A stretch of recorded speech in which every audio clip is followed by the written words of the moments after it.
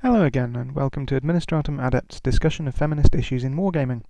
First of all, a quick mea culpa. This week's episode was supposed to be a discussion of Space Marine women between myself and two collaborators. Unfortunately, one of my co-creators has fallen ill, and we were unable to record the episode. When she's better, we'll do that, and hopefully next week's episode will be on Space Marine women. Secondly, the bright-eyed and bushy-tailed among you, dear audience, will note there has been something of a name change. This was done for a few reasons. The previous name rather went over some people's heads and posed some problems in regards to perhaps portraying feminists as a single body with one stance. At any rate, this new name also links to my Tumblr. Yes, I know, a Tumblr feminist, etc., etc. Administratumadept.tumblr.com. Link in the description for the interested. Right, that's that out of the way. This week I'm going to be talking about something close to my heart, the Imperial Guard, or as they're also known nowadays, the Astra Militarum. I've been playing with the Imperial Guard since 1997, and indeed my current army has lots of those same figures that I had when I was a wee lad in it now, although they have been repainted. There's one thing my army doesn't have though, or at least doesn't have enough of: women. I have one woman soldier in my company command squad, Catachan with grenade launcher, and I converted, using a statuesque miniatures, link in the description, head, the plastic commissar into a lady commissar to head up my commissariat. The whole army, though, contains 140 infantry figures. 1.4% of my army is made up of women. Frankly, it's ridiculous. But I wager it'll be better than many armies out there. Why? Well, it's a simple question to answer, really. Since the days of Rogue Trader, Games Workshop have produced a grand total of 7 Guardswomen. There were 2 Imperial Army women, one with an autocannon, and one stood with an autogun at rest, a limited edition Commissar in 1992 showing more chest than is reasonable for a Commissar, or indeed anyone in a war zone, the Catachan with grenade launcher, a Tanith, well, if you're going to be technical, a Vergastite trooper, and from Schaefer's Last Chances, Rocket Girl and Warrior Woman. Of those 7 figures, only 2, Rocket Girl and Warrior Woman, are still currently in production. Only Rocket Girl would actually look alright in an army, as Warrior Woman is basically wearing a bikini top and a miniskirt. She would make a good Necromunda denizen, though. This is, of course, at odds with Games Workshop's own background. Characters like Tona Crid, for example, or the Guardswomen portrayed in various White Dwarf articles, or even the Imperial Guard codexes.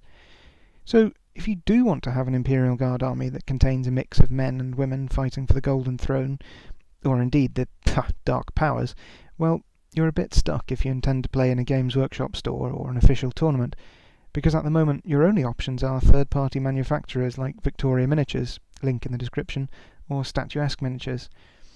Now, there is a ray of light on the horizon in that Games Workshop are talking about improving this situation, so I can only hope that when the next Imperial Guard kit is released to replace or recut the venerable 2003 vintage Cadians, or the even older 2000 vintage Catachans, it will include a decent mix of male and female bodies and heads.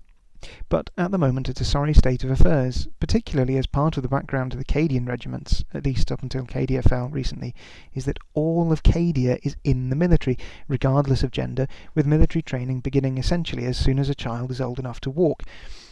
That, of course, is then reflected in their Imperial Guard tithes, where half of the tithe to the Guard would be men and half would be women. This is reflected in the Codex art, too.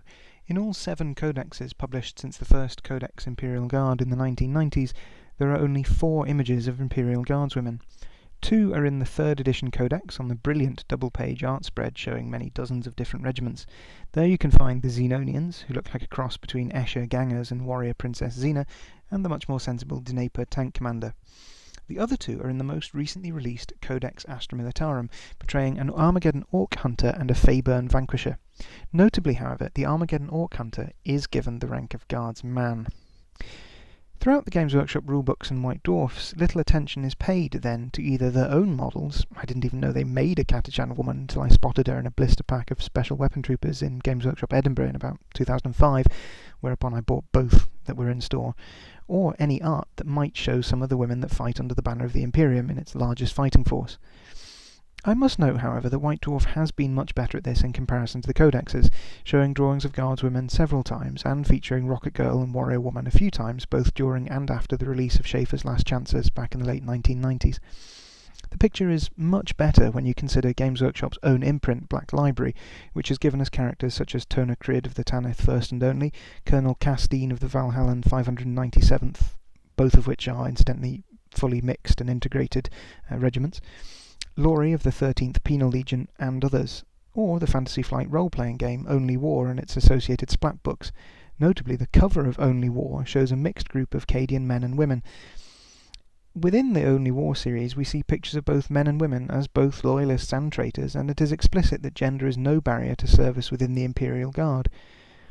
Perhaps the best portrayal of a Guardswoman is that of 2nd Lieutenant Mira in the game Space Marine, which gives her a commanding role and prominent place in both plot and story, and of course does all of this without giving her boob armour, or combat heals, or even makeup.